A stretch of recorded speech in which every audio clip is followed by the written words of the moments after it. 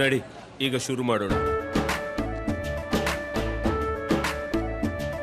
ಕೇಸರಿಯಿಂದ ಮನೋಲ್ಲಾಸ ಮನಸ್ಸು ಮತ್ತೇರಿ ಕುಣಿದಾಡಿದೆ ನೋಡು, ಮನಸ್ಸು ಮತ್ತೇರಿ ಕುಣಿದಾಡಿದೆ ನೋಡು.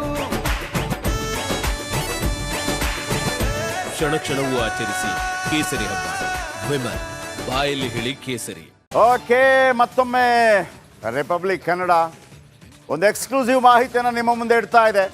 ನಿಮ್ಮ ಮುಂದೆ ಇದೀಗ ಪ್ರಜ್ವಲ್ ರೇವಣ್ಣ ಅವರ ಟಿಕೆಟ್ ಬುಕ್ ಆಗಿರುವಂಥ ಟಿಕೆಟ್ ಇದೀಗ ನಿಮ್ಮ ಮುಂದೆ.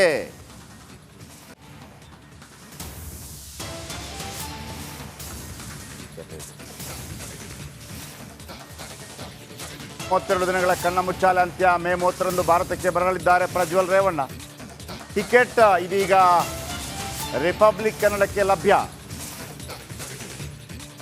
ಹಾಕಿ ಟಿಕೆಟ್.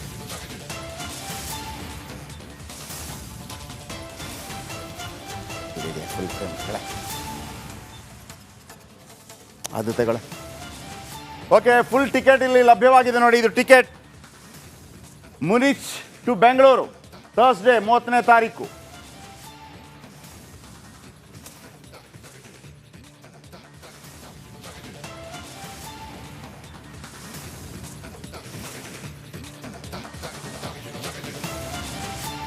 ಪ್ರಜ್ವಲ್ ರೇವಣ್ಣ ಅವರ ಟಿಕೆಟ್ ಮುನಿಚ್ 30ನೇ ಮೇ 2024ರಂದು 12:05 ಹೊರಡ್ತಾರೆ. ಆಮೇಲೆ ಮರುದಿವಸ ಒನ್ ಡೇ 0 ಸ್ಟಾಪ್, ಅಂದರೆ ಒಂದೇ ಫ್ಲೈಟು. ಕೆಲವು ಕಡೆ 3-4 ಫ್ಲೈಟ್ ಇರುತ್ತೆ, ಇದು ಒಂದೇ ಫ್ಲೈಟು. ಆ ಟಿಕೆಟ್ ನಿಮ್ಮ ಮುಂದೆ ಇಟ್ಟಿದ್ದೀನಿ. ಬೆಂಗಳೂರಿಗೆ ತಲುಪ್ತಾರೆ. ಆಮೇಲೆ ಇಲ್ಲಿ ನೋಡಿ ಪ್ರಜ್ವಲ್ ರೇವಣ್ಣ ಅವರ ಹೆಸರಿದೆ. ಈಗ ಮಾರ್ಕ್ ಮಾಡಿರೋದು ತೋರಿಸ್ತೀನಿ ನಾನು ನಿಮಗೆ. ಎಸ್ ಪ್ಲೀಸ್ ನೋಡಿ, ಪ್ರಜ್ವಲ್ ರೇವಣ್ಣ ಅಂತ ಕೆಳಗಿದೆ ನೋಡಿ. ಪ್ರಜ್ವಲ್ ರೇವಣ್ಣ ಅವರ ಹೆಸರಿದೆ ಇಲ್ಲಿ. ಆ ನಂತರ ನೋಡಿ Munich to Bangalore, Thursday 30 May 2024, ಇದು ಕೂಡ ಇದೆ. ಆಮೇಲೆ 12:05 ಅಲ್ಲಿಂದ ಹೊರಡ್ತಾರೆ ಅಂಥೇಳಿ, ಅಂದರೆ ಒಂದು ದಿವಸ. ಮರುದಿವಸ ಮಧ್ಯಾಹ್ನ, ಐ ಥಿಂಕ್ ಮಧ್ಯಾಹ್ನ ಅಥವಾ ಮಧ್ಯರಾತ್ರಿನೋ, ಆ ಟೈಮಿಂಗ್ ಸ್ವಲ್ಪ ಪ್ರಾಬ್ಲಮ್ ಇರುತ್ತೆ. ಆಮೇಲೆ ಬಿಸ್ನೆಸ್ ಕ್ಲಾಸಲ್ಲಿ ಬರ್ತಾ ಇದ್ದಾರೆ. ಬಿಸ್ನೆಸ್ ಕ್ಲಾಸಲ್ಲಿ 30ನೇ ತಾರೀಕು. ಟಿಕೆಟ್ ಅಂತೂ ಫಿಕ್ಸ್ ಆಗಿದೆ. ಈಗ ಸದ್ಯಕ್ಕೆ ನಿಮಗೆ ಹೇಳ್ತಾ ಇರುವಂಥ ಟಿಕೆಟ್ ಅಂತೂ ಫಿಕ್ಸ್ ಆಗ್ತಾ ಇದೆ. ಆದರೆ ಎನಿ ಟೈಮ್ ನೋಡಿ ಇಲ್ಲೊಂದು ಅವಕಾಶ ಇದೆ. ಓಕೆ, ಚೇಂಜ್ ಫ್ಲೈಟ್ಸ್ ಅಥವಾ ಇದಕ್ಕೆ ಕನ್ಫರ್ಮ್ಡ್ ಅಂತಿದೆ. ಇಲ್ಲಿದೆ ನೋಡಿ ಕನ್ಫರ್ಮ್ಡ್. ಇದಕ್ಕೂ ಕೂಡ ಮಾರ್ಕ್ ಮಾಡಿ. ಎನಿ ಟೈಮ್ ಬರ್ಬೋದು, ಬರದೇನೇ ಇರ್ಬೋದು ಅಂತ ಸಾಧ್ಯತೆಗಳು ಕೂಡ ಇದೆ. ಆದರೆ ಬರದೇ ಇರೋದಕ್ಕೆ ಸಾಧ್ಯ ಇಲ್ಲ. ಯಾಕೆಂತಂದರೆ ನಿಮಗೆ ಒಬ್ಬ MP MLA ಆಗಿದ್ದಂಥವ್ರಿಗೆ ಸಿಗುವಂಥ ಈ ಡಿಪ್ಲೊಮ್ಯಾಟಿಕ್ ಪಾಸ್ಪೋರ್ಟ್ ಇದೆಯಲ್ಲ, ನಾಡಿದ್ದು 31ನೇ ತಾರೀಕು ಆಟೋಮೆಟಿಕ್ ಆಗಿ ಅದು ಕ್ಯಾನ್ಸಲ್ ಆಗುತ್ತೆ. ಒಮ್ಮೆ ಕ್ಯಾನ್ಸಲ್ ಆದ ನಂತರ, ಒಮ್ಮೆ ಪಾಸ್ಪೋರ್ಟ್ ಕ್ಯಾನ್ಸಲ್ ಆದರೆ ಯಾವುದೇ ವ್ಯಕ್ತಿ ಪಾಸ್ಪೋರ್ಟ್ ಇಲ್ಲದೆ, ಈಗ ಅಮೇರಿಕಾದಿಂದ ಒಬ್ಬ ವ್ಯಕ್ತಿ ಬಂದಿದ್ದಾರೆ ಅಂತ ಇಟ್ಕೊಳ್ಳಿ ಇಂಡಿಯಾಗೆ. ಇಂಡಿಯಾದಲ್ಲಿ ಪಾಸ್ಪೋರ್ಟ್ ಏನಾದರೂ ಕಳೆದೋದ್ರೆ ಅವರೊಬ್ಬ ಒಳನುಸುಳುಕೋರ ಇದ್ದಾಗೆ. ಅವರಿಗೆ ಯಾರು ಅಂತಿಲ್ಲ, ಅವ್ರನ್ನ ಒದ್ದು ಒಳಗಾಕಬಹುದು. ಈಗ ಪಾಕಿಸ್ತಾನ ಗಡಿ ಮತ್ತೊಂದರಿಂದ ಒಳಗೆ ಬರ್ತಾರಲ್ಲ, ಅವರು ಒಳನುಸುಳುಕೋರ ಯಾಕೆ ಆಗ್ತಾರೆ ಅಂದರೆ ಪಾಸ್ಪೋರ್ಟ್ ಇಲ್ಲ. ಅವ್ರ ಪಾಸ್ಪೋರ್ಟ್ ಇದ್ದರೆ ಒಳನುಸುಳುಕೋರ ಆಗೋದಿಲ್ಲ. ಬನ್ನಿ ಮಾದೇಶ್ ಇದರ ಬಗ್ಗೆ ಹೆಚ್ಚಿನ ಮಾಹಿತಿಯನ್ನು ಕೊಡ್ತಾರೆ. ಮಾದೇಶ್, ಈಗಾಗಲೇ ಟಿಕೆಟ್ ನಿಮ್ಮ ಮುಂದೆ ಕಾಣ್ತಾ ಇದೆ. 30ನೇ ತಾರೀಕು ಹೊರಡ್ತಾರೆ. 31ನೇ ಮಧ್ಯರಾತ್ರಿ ಅಥವಾ ಮಧ್ಯಾಹ್ನ, ಐ ಥಿಂಕ್ ಒಂದು ಕಂಪ್ಲೀಟ್ 24 ಗಂಟೆಗಳ ಕಾಲ ನಿರಂತರವಾಗಿ ಈ ಏನು ಜರ್ನಿ ಇರುತ್ತೆ. ಲೇಟೆಸ್ಟ್ ಅಪ್ಡೇಟ್ ಏನಿದೆ ನಿಮ್ಮ ಬಳಿ?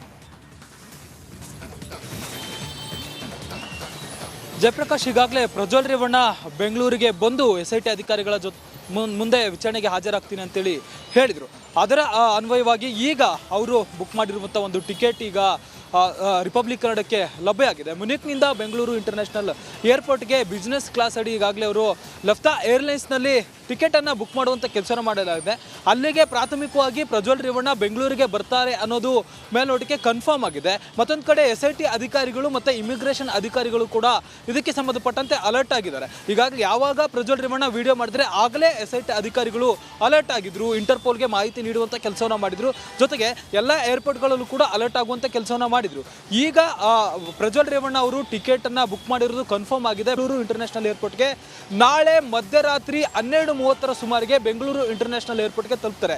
ಅದರಲ್ಲಿ ಡೇಟ್ ಕೂಡ ಇದೆ, 30ನೇ ತಾರೀಕು.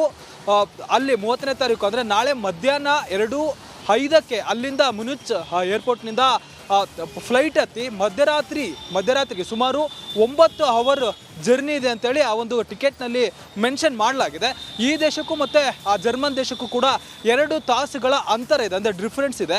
ಹೀಗಾಗಿ ನಾಳೆ ರಾತ್ರಿ ಮಧ್ಯರಾತ್ರಿ 12:30ಕ್ಕೆ ಬಂದು ಬೆಂಗಳೂರು ಇಂಟರ್ನ್ಯಾಷನಲ್ ಏರ್ಪೋರ್ಟ್ಗೆ ತಲುಪಲಿದ್ದಾರೆ ಪ್ರಜ್ವಲ್ ರೇವಣ್ಣ. ಕೂಡಲೇ SIT ಅಧಿಕಾರಿಗಳು ಕೂಡ ಆತನನ್ನು ವಶಪಡಿಯುವಂಥ ಕೆಲಸವನ್ನು ಮಾಡಲಾಗುತ್ತೆ. ಈಗಾಗಲೇ ಪಾಸ್ಪೋರ್ಟ್ ಅಂದರೆ ಆತ ಯಾವಾಗ ಏರ್ಪೋರ್ಟ್ಗೆ ಎಂಟ್ರಿ ಆಗಿ ಪಾಸ್ಪೋರ್ಟನ್ನು ಸ್ಕ್ಯಾನ್ ಮಾಡಿಸ್ತಾನೆ, ಇಮಿಡಿಯೇಟ್ಲಿ ಇಮಿಗ್ರೇಷನ್ ಅಧಿಕಾರಿಗಳಿಗೆ ಮಾಹಿತಿ ಗೊತ್ತಾಗುತ್ತೆ. ಕೂಡಲೇ ಆತನನ್ನು ಅರೆಸ್ಟ್ ಮಾಡುವಂಥ ಪ್ರೊಸೀಜರ್ ಕೂಡ ನಡೆಯುತ್ತೆ.